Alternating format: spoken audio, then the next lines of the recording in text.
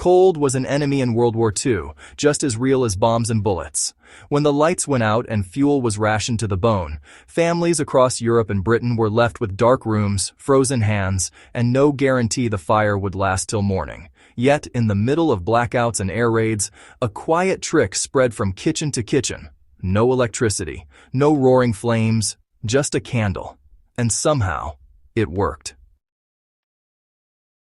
Before we go any further, if you enjoy uncovering the kind of survival knowledge history tried to forget, hit subscribe now so you don't miss the next code hidden in the past. This wasn't magic and it wasn't propaganda.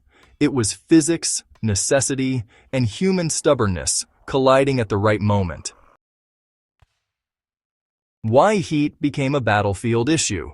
During World War II, fuel shortages were brutal. Coal, gas, and firewood were tightly rationed. Electricity was unreliable or deliberately cut during blackouts to avoid guiding enemy bombers. Central heating barely existed for ordinary people, and portable heaters were expensive, inefficient, or impossible to power. Homes turned into iceboxes overnight. Winter didn't care about the war. Pipes froze. Walls bled cold. Families slept fully dressed. Something had to give. That's where the candle trick came in. At its core, the World War II candle heater was brutally simple. A single candle placed beneath an inverted clay pot or metal cover, sometimes stacked with additional pots or bricks. Small gaps allowed airflow. The candle burned slowly, safely, and continuously. On its own, a candle doesn't produce much heat, everyone knows that. But the trick wasn't about creating heat, it was about capturing it. Clay and thick ceramics absorb heat and release it slowly. Instead of warmth vanishing into the air, it soaked into the material, radiated outward, and lingered long after the flame flickered. One candle. All night. Why it worked when nothing else did. This setup turned fast. Wasted heat into slow, usable warmth.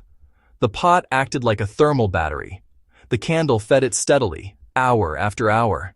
No sparks, no smoke, no visible light spilling into the night, which mattered during blackouts. The heater didn't turn rooms tropical. That wasn't the goal. It raised the temperature just enough to take the edge off. Enough to keep fingers working. Enough to stop damp from settling into bones. Enough to sleep. And enough to do it quietly. Safety mattered more than comfort. Fire was, well, downright terrifying during wartime. Bomb damage, old wiring, and cramped housing meant one mistake could wipe out an entire block. Open flames were risky, but, candles were already part of daily life. This method minimized danger. The flame was enclosed. The structure was stable. There were no embers, no flying ash, and no need to stoke anything at 3 a.m. Folks trusted it because it didn't demand attention. Once lit, it stayed predictable. Blackouts made this trick essential. Blackout rules weren't optional. Any visible light could attract bombers. Windows were sealed. Curtains were thick. Even a small glow could mean trouble. The candle heater produced heat without lighting up a room. The clay absorbed light as well as warmth. From outside, the house stayed dark. From inside, it stayed livable. That balance was survival. How families used it strategically. The heater wasn't placed in the center of large rooms. That would waste energy. It was positioned where people gathered or slept. Near beds, under tables where legs and feet stayed warm. In small enclosed spaces where heat accumulated faster. People layered clothing and blankets and let the heater do the rest. The goal wasn't luxury, it was endurance. What modern prepping gets wrong. These days, prepping culture really obsesses over gear. Batteries, generators, gadgets that, break when supply chains snap.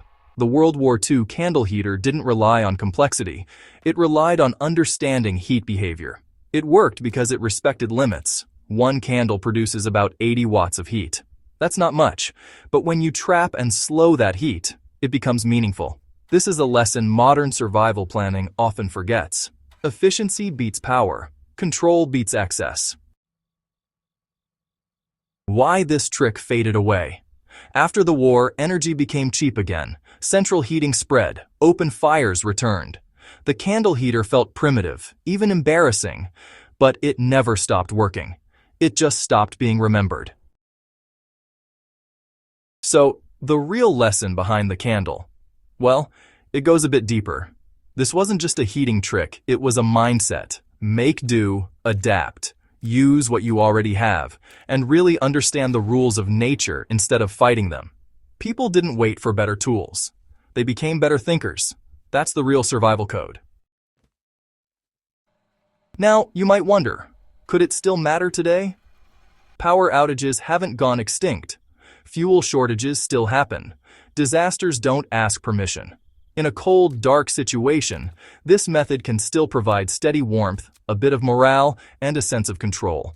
Not as a primary heater, of course, as a lifeline.